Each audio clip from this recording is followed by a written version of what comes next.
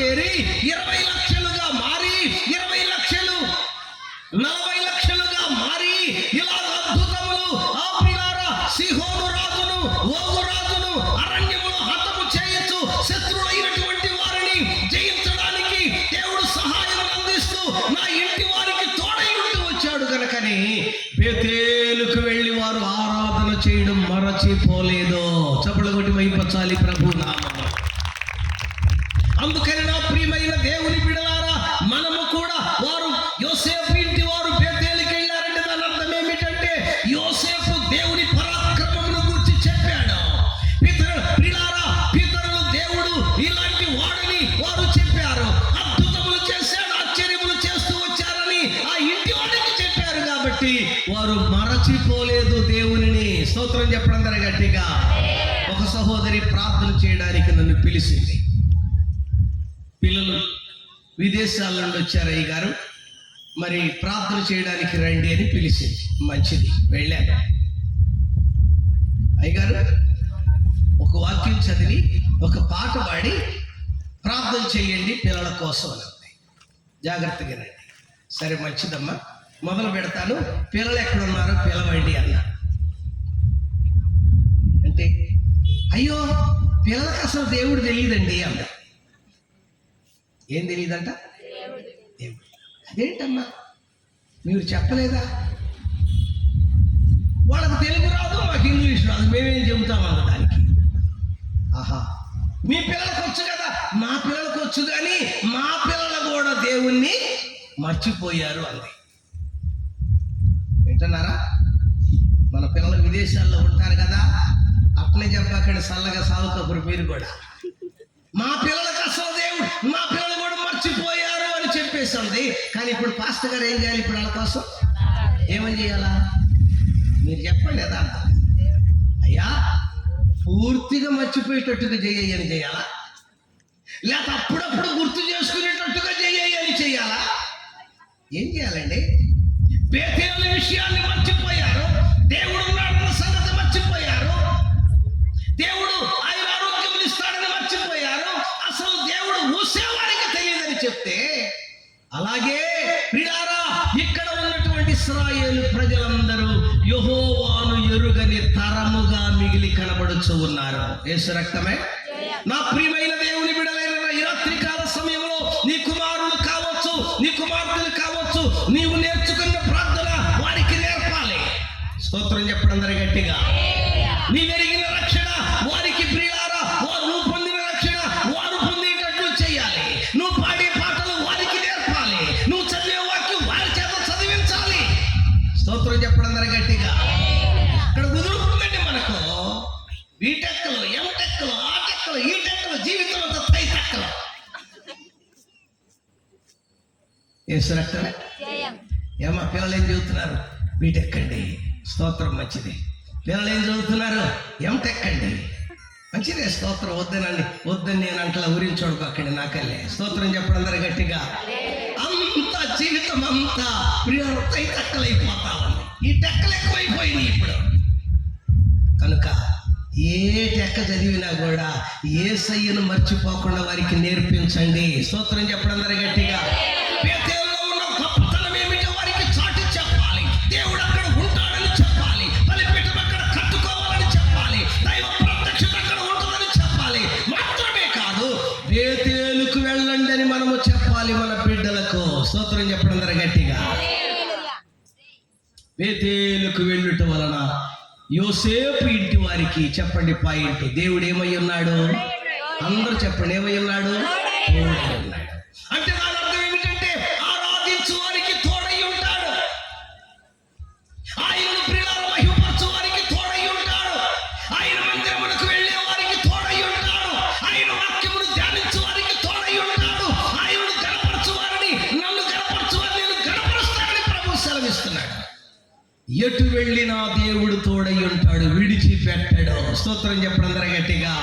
భక్తుడైన దావీదు అంటాడు కదా, గాఢాంధకారపు లోయలలో నేను సంచరించిన ఏ అపాయమునకు నేను. ఎందుకని? ఈయనకి తెలుసు బేతేలు అంటే ఏంటో. స్తోత్రం చెప్పడం అందరూ గట్టిగా. అరణ్యములో ఉన్న బేతేలు అనుభవంలో ఉంటాడు, లోయల్లో ఉన్న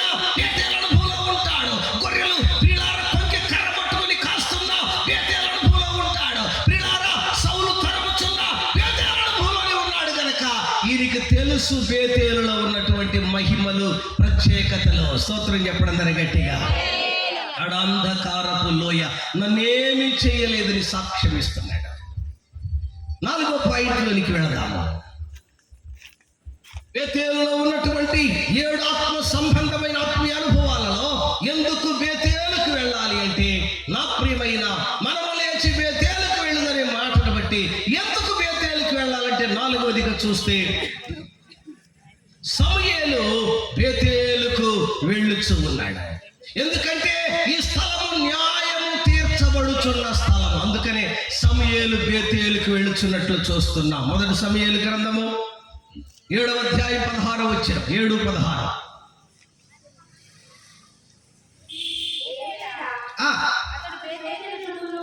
ఏటేటా అతడు బేతేలునకును అమ్మా గిల్గాలునకును మిస్పాకును తిరుగుచు ఆ స్థలముల యందు ఇశ్రాయేలీయులకు న్యాయము తీర్చుచు వచ్చెను. స్తోత్రం చెప్పడం అందరూ గట్టిగా. 2 చేతులెత్తి చెప్పండి. ఎప్పుడంట ఏటేటా చెప్పండి. ఎప్పుడు గట్టిగా చెప్పండి. ఎప్పుడు ఏటేటా బేతేలుకు వెళ్ళుచున్నాడట, ఏటేటా గిల్గాలుకు వెళ్ళుచున్నాడట, ఏటేటా మిస్పాకు వెళ్ళుచున్నాడట. స్తోత్రం, హల్లెలూయా. మొట్టమొదటిగా ప్రియులారా, ప్రత్యక్షపు గుడారమును ప్రియులారా దేవుని మందిరముగా ఆరాధించారు. ఆ తరువాత ప్రత్యక్షపు గుడారము యోర్దాను దాటిన తర్వాత గిల్గాలులో వేయబడినది. స్తోత్రం చెప్పడం అందరూ గట్టిగా. గిల్గాలులో ఉన్నటువంటి దేవుని మందిరం అనగా సొలొమోను మందిరము కట్టబడక మునుపు అరణ్యములో నుండి యోర్దాను దాటిన తర్వాత గిల్గాలులోనికి మార్చబడింది. గమనించాలి. ఆ తరువాత దేవుని మందిరము మిస్పాకు మార్చబడింది. ఆ తరువాత బేతేలుకు మార్చబడినది. స్తోత్రం చెప్పడం అందరూ గట్టిగా. అందుకని ఏం చేస్తున్నాడు? ఏటేటా మిస్పాకు వెళ్ళుచున్నాడు, ఏటేటా బేతేలుకు వెళ్ళుచున్నాడు, ఏటేటా ఎక్కడికి వెళ్తున్నాడు? గిల్గాలు కంటే దేవుని మందిరమునకు వెళ్ళుచు ఉన్నాడు. అంటే దాని అర్థం ఏమిటంటే, బేతేలుకు కూడా వెళుతున్నాడంటే బేతేలుకు ఎందుకు వెళుతున్నాడు? న్యాయము తీర్చబడే స్థలమని వెళ్ళుచున్నాడు.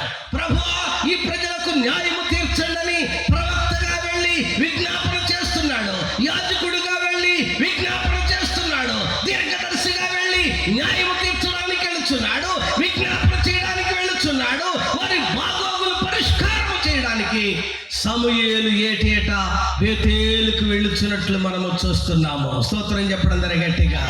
హల్లెలూయా. నా ప్రియమైన దేవుని బిడ్డలారా, నీవేదైనా శోధనలో ఉన్నావా? ఎవరైనా మనుషుల ద్వారా నీకు అన్యాయం కలుగుతుందా? నీ ప్రత్యర్థుల ద్వారా నీకేదైనా దగా మోసం జరుగుతున్నదా? నీకు న్యాయము జరగడం లేదా? నీకు ప్రియులారా ఎవరు సరిగా న్యాయము తీర్చడం లేదా?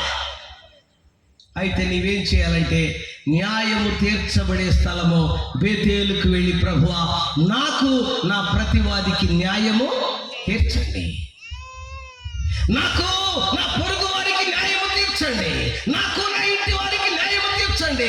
స్థల విషయంలోనా, ఉద్యోగ విషయంలోనా, ఆస్తి విషయంలోనా కోర్టులు చుట్టుకు వెళ్ళకండి దయచేసి. ఉన్నది ఊడిపోతుంది.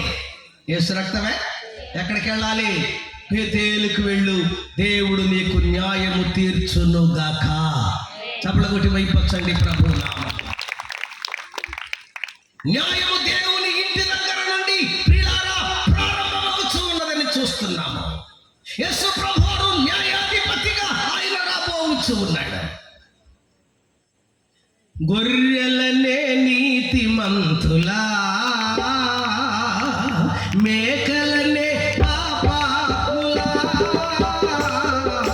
గొర్రెలనే నీతిమంతులా, మేకలనే పాపాత్ములా, మందలుగా విభజించగా, మందలుగా విభజించగా, ఏ వైపున నీవు నిలుచుందువో, ఏ వైపున నీవు నిలుచుందువో అని యేసుడు నిన్నడిగిన ఏ మందువు, అని యేసుడు నిన్నడిగిన ఏ మందువు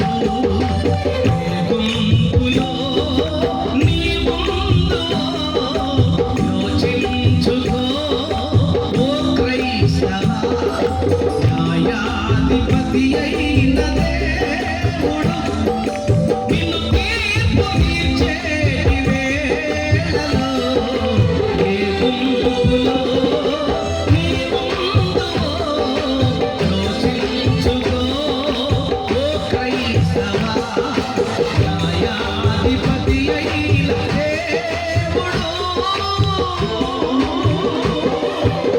స్తోత్రం చెప్పండి, గట్టిగా చెప్పండి. హల్లెలూయా.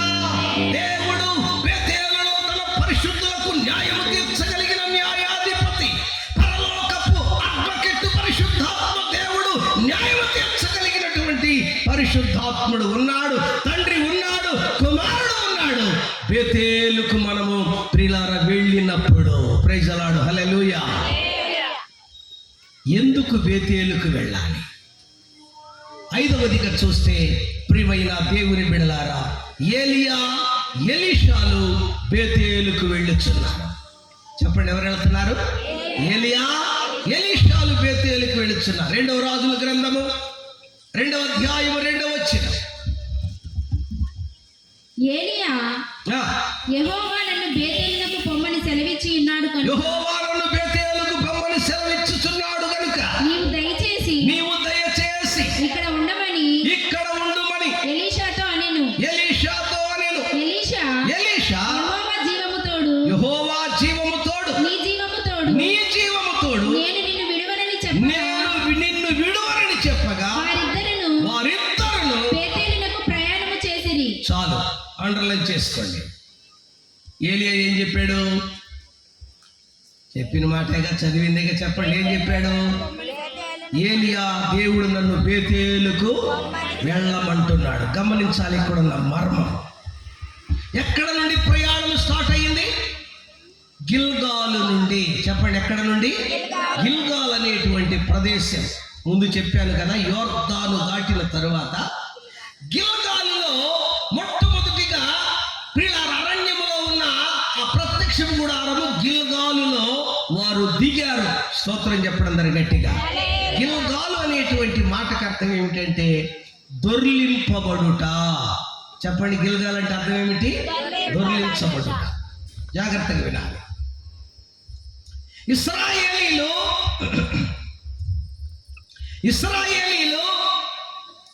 యుద్ధమునకు ఐగుప్తు నుండి బయలుదేరిన తర్వాత యుద్ధము చేయగలిగినటువంటి వారందరూ, పురుషులైనటువంటి వారందరూ బయలుదేరినప్పుడు మాత్రమే సున్నతి దేవుడు వారికి జరిగించాడు. సున్నతి జరిగించబడింది. స్తోత్రం చెప్పడం అందరి గట్టిగా. ఎన్ని సంవత్సరాలు నడిచారు వారు అరణ్యంలో? చెప్పండి, ఎన్ని సంవత్సరాలు ఇశ్రాయేలు నడిచారు? 40. చెప్పండి, ఎన్ని సంవత్సరాలు? 40 సంవత్సరాలు. అసలు నడవలసిన పని లేదు, 40 రోజులే. మర్మం ఏమిటంటే 40 సంవత్సరాలు వారు నడవడానికి కారణం ఏమిటి అంటే, వారు యుద్ధము చేస్తూ ప్రియులారా అరణ్యంలో ప్రయాణం చేస్తూ ఉన్నారు. దేవుని విసిగించిన దానిని బట్టి, దేవునికి ప్రియులారా తిరుగుబాటు చేసిన దానిని బట్టి, దేవుని మీద ప్రియులారా వారు ఇసుక్కుంటూ సడుక్కుంటూ ఉండటం బట్టి 40 సంవత్సరాలు దేవుడే వారిని అరణ్యములో తిప్పాడు. ఎందుకు తిప్పాడంటే, ఆ బయలుదేరిన వాళ్ళందరూ కూడా అరణ్యములో ప్రియులారా 40 సంవత్సరాల్లో పూర్తిగా చచ్చిపోయారు. యోర్దాను దాటిన తర్వాత దేవుడు అంటున్నాడు, యెహోషువ, ఇదిగో ఆ ప్రజలందరూ ఐగుప్తులో నుండి మొట్టమొదటిగా బయలుదేరి వారందరూ అరణ్యములో చనిపోయారు. అరణ్యములో మరలా పుట్టారే సంతానం ఇశ్రాయేలీయులకి. ఇప్పుడు వాళ్ళకి ఏమి లేదు, వాళ్ళకు సున్నతి లేదు. దేవుడు అన్నాడు, యోర్దాను దాటారు. యోర్దాను మరణానికి సంకేతంగా ఉన్నది. దాటారు, మంచిదే.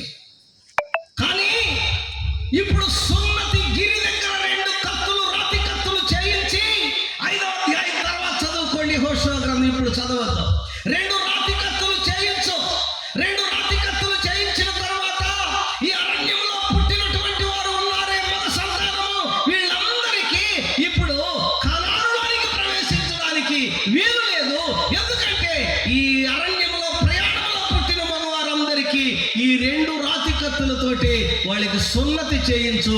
అప్పుడు మాత్రమే వారు ఆ కానానులో ప్రవేశించడానికి అర్హులు అన్నాడు. స్తోత్రం చెప్పడం అందరూ గట్టిగా.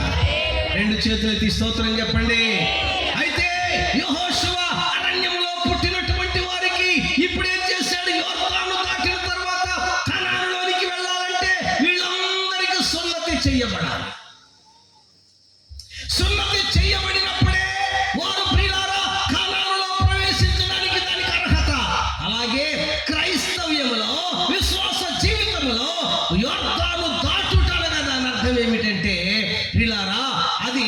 బాప్తిస్మమును చూపిస్తా ఉన్నది. స్తోత్రం చెప్పడం అందరి గట్టిగా. యోర్దానును దాటుట మారు మనసు అనుభవము. ప్రియులారా, సున్నతి అనేది బాప్తిస్మమును చూపిస్తా ఉన్నది.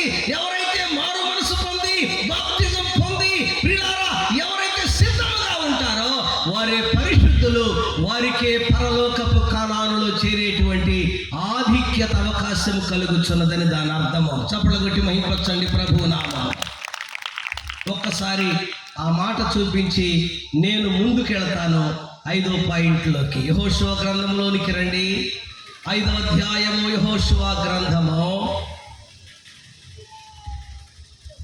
5వ అధ్యాయము. స్తోత్ర 5వ అధ్యాయము 9వ వచనం చదువు.